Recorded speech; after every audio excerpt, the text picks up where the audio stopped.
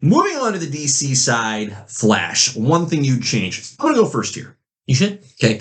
Bit of a two-parter.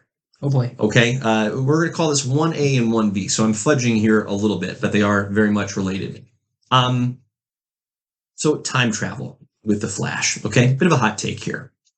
It shouldn't be possible. I agree. Shouldn't be possible. I 100% agree. Yep. The only thing good that came out of it was Flashpoint.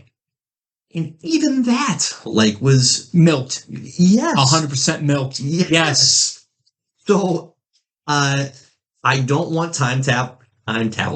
Words. I don't want time travel to be possible for the Flash. And so that's the 1A. And the 1B is, let's use time travel actually and go back in time and kill whoever came up with the cosmic treadmill idea. Because that's stupid. Let's put a fast person on a really juiced up treadmill. And you know what he can do with that? Control time. That is an awful, awful concept. And I did a little digging. So who on earth came up with this? A gentleman named Julius Schwartz. So sorry, Julius, but now you're marked. He was an editor of DC Comics. Get this, okay? It's bad enough, not a good idea. He writes himself into the story as himself. Okay, so there is literally a character named Julius Schwartz who tells Barry Allen, hey, you know what you should do? You should make a treadmill in order to control the Speed Force and go back in time. The arrogance. Oh my gosh, right? So transparent. It's just bad. Like every little bit bad. Bad idea, bad execution. This is he wanted to make sure everybody knew it was his idea. I mean, he's like, this is a trying to knockout. impress his mom. I don't know. It was brutal. But to get back to the bulk of this, there's no other, as far as I know, is time travel a thing in comics? Yes. Rarely, however. Rarely unless is you're it an used. X-Men character, then it's used all the time. Then it's used all the time. But my point is, rarely is it used well or in a hey, that really moved the story along kind of way. It's usually used as comic book duct tape, where it's like, oh well, we're just gonna change that thing that we no longer wish was a thing, or we're gonna bring that character back from the dead somehow with some kind of time travel, or change the result of this story because of time travel.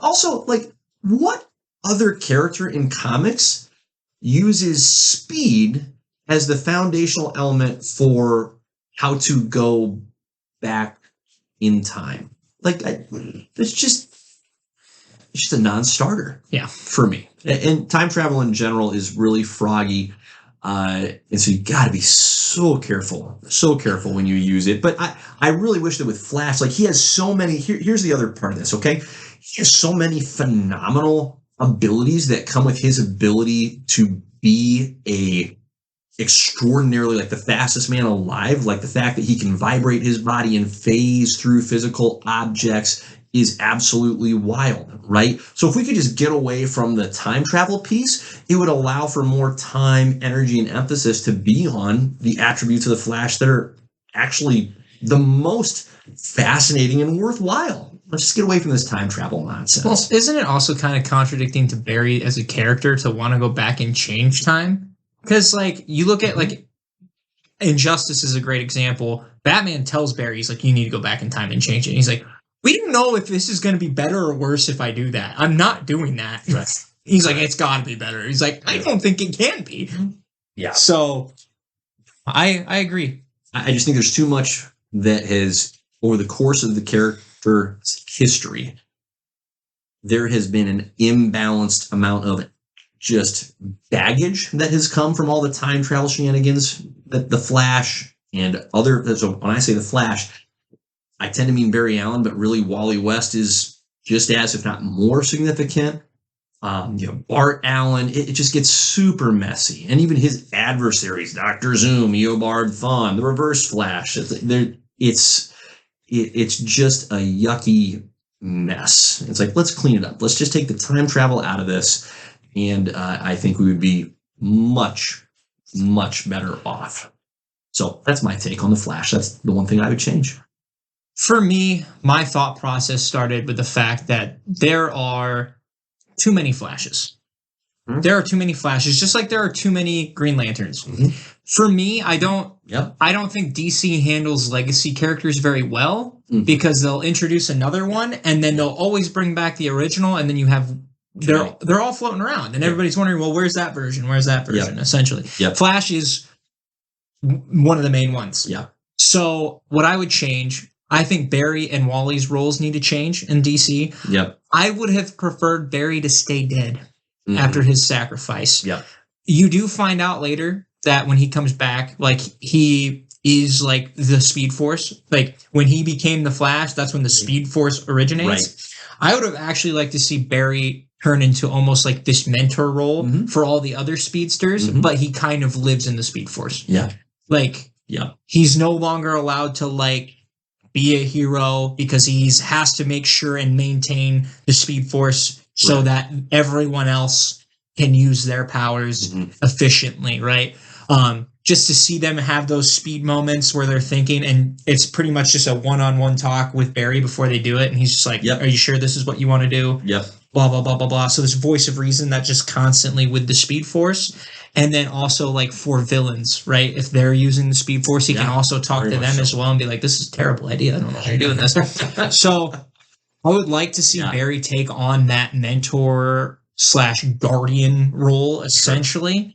And then just make Wally your main Flash, because guess what? He had been for 20 years after Barry died. And I don't think there was a void that needed to be filled where it's like, man, if only we had Barry Allen back. It's like, I don't think there was anybody pining for that. And everybody loved Wally. Correct. Wally was my Flash growing up. I didn't know who Barry Allen was. So to have him become your main Flash again, because I look at a lot of the Teen Titans, essentially, right? I like that Dick Grayson became Nightwing. He's his own character. I would honestly like to see him just be a part of the Justice League at some point, right? I know he's got the Titans, and the Titans have kind of gotten away from the teen aspect, which is I think much needed at that point. Cyborg also was able to evolve into his own role. It goes with me on like other of those Teen Titan-esque level of characters where you need to get to the point where either they're going to take the mantle of the hero that they're behind, or they need to become something different entirely. And for Wally, he takes a huge step back, essentially, and goes back into that. I don't know if he's. I mean, but you're absolutely right. There was no void. It wasn't like, oh, Wally West is dying in this story or is gone missing. No, he's still there. And then you're bringing in this unnecessary additional character into the same space. And it's like there's not enough space for them to both like coexist in a meaningful way. There's just not. And then they also eventually introduced Bart Allen as Impulse. So he still has like that Kid Flash role essentially too. So if you want him to have that mentor-mentee relationship, it's right there. And so now you have all of those. And then look up the Flash family. There are so many speedsters. So many. And they all do the same thing. They all do. Correct. For the most part. The only difference is Wally is the fastest Flash by a mile and a half. And so many of them have been impacted again by time travel or created because of time travel. Oh, it's just such a joke. We have two Wally Wests. Because the New 52, they're like, okay, we're going to introduce a different kind of Wally, which not a bad character overall. They just should have named him something different than Wally. There's so many other names out there than Wally. And pick one. And especially if you're like, you know what we're going to do for DC Rebirth? We're going to bring back the original Wally West.